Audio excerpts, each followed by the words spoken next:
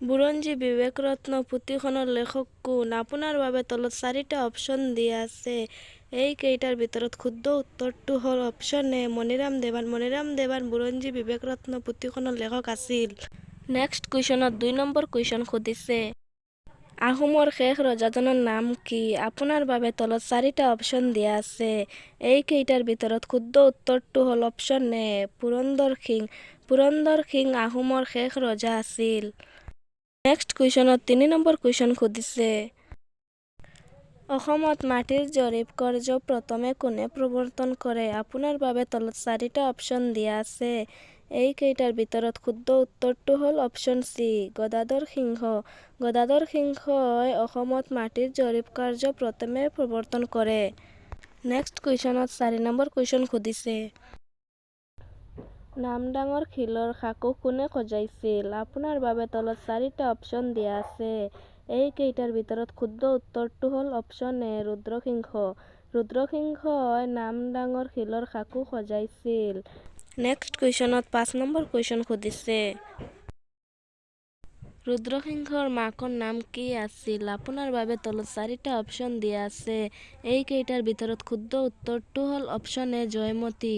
ৰুদ্ৰসিংহৰ মাকৰ নাম আছিল জয়মতী। নেক্সট কুৱেশ্যনত 6 নম্বৰ কুৱেশ্যন সুধিছে। আহোমৰ শেষ ৰাজধানী ক'ত আছিল? আপোনাৰ বাবে তলত 4টা অপশ্যন দিয়া আছে। এইকেইটাৰ ভিতৰত শুদ্ধ উত্তৰটো হ'ল অপশ্যন এ যোৰহাট। আহোমৰ শেষ ৰাজধানী হ'ল যোৰহাট। নেক্সট কুৱেশ্যনত 7 নম্বৰ কুৱেশ্যন সুধিছে। কাৰ ৰাজত্বকালৰ আলাবৈৰ ৰণ হৈছিল? আপোনাৰ বাবে তলত 4টা অপশ্যন দিয়া আছে। এইকেইটাৰ ভিতৰত শুদ্ধ উত্তৰটো হ'ল অপশ্যন বি চক্ৰধ্বজ সিংহ। চক্ৰধ্বজ সিংহৰ ৰাজত্বকালত আলাবৈৰ ৰণ হৈছিল। নেক্সট কুৱেশ্যনত 8 নম্বৰ কুৱেশ্যন সুধিছে। শৰাইঘাটৰ ৰণ কাৰ মাজত হৈছিল? আপোনাৰ বাবে তলত 4টা অপশ্যন আছে। এইকেইটাৰ ভিতৰত শুদ্ধ উত্তৰটো হ'ল অপশ্যন ডি আহোম আৰু মোগল। শৰাইঘাটৰ ৰণ আহোম আৰু মোগলৰ মাজত হৈছিল। নেক্সট কুৱেশ্যনত 9 নম্বৰ কুৱেশ্যন সুধিছে।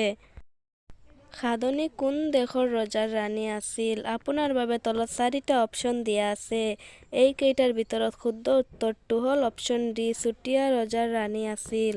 নেক্সট কুৱেশ্যনত 10 নম্বৰ কুৱেশ্যন সুধিছে। আহোমৰ শাসন ব্যৱস্থাত খেল পতাৰ প্ৰচলন কৰিছিল? আপোনাৰ বাবে তলত 4টা অপশ্যন দিয়া আছে। এইকেইটাৰ ভিতৰত শুদ্ধ উত্তৰটো হ'ল অপশ্যন এ মোমাই তামুলীৰ বৰবৰুৱা।